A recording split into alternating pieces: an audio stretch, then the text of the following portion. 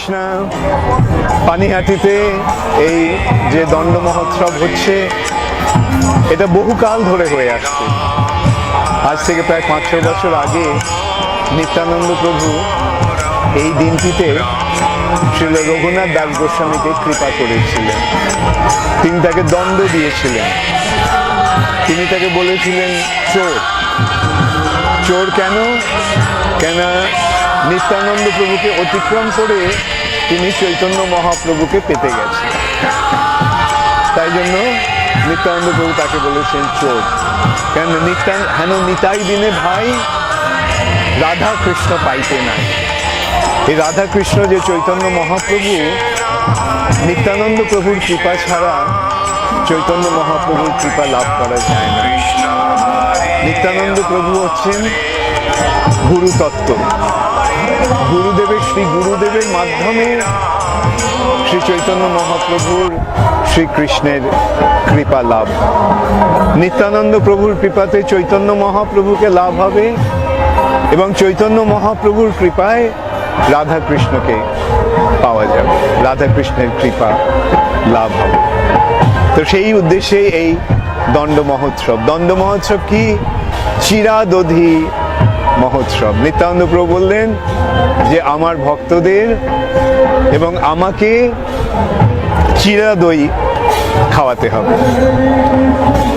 সেই দণ্ড শ্রীল রঘুনাথ দাস গোস্বামী শিরোধার্য করে নিয়েছিলেন।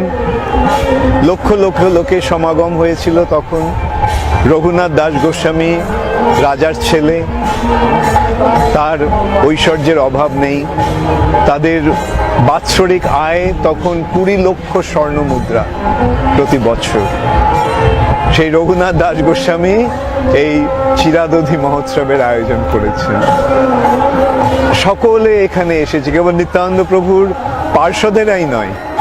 এই সূত্রে আমরা দেখতে পাচ্ছি যে সকলেই নিত্যানন্দ প্রভুর কৃপা লাভের যোগ্য।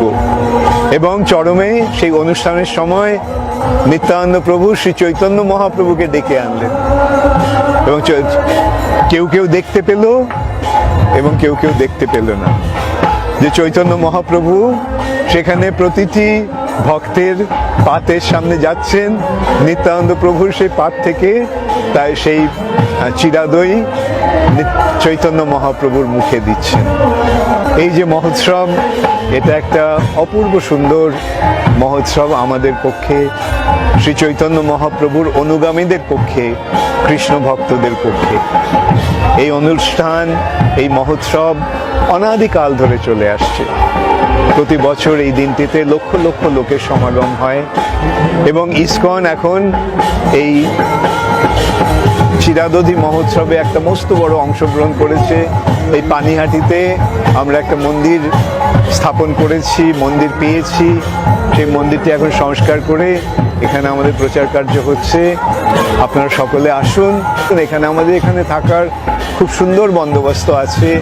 আমাদের এখানে ভক্তরা আছে, প্রসাদের বন্দোবস্ত আছে এবং সবচাইতে বড় কথা, হরিকথা শ্রবণের এক অপূর্ব সুন্দর সুযোগ এখানে রয়েছে।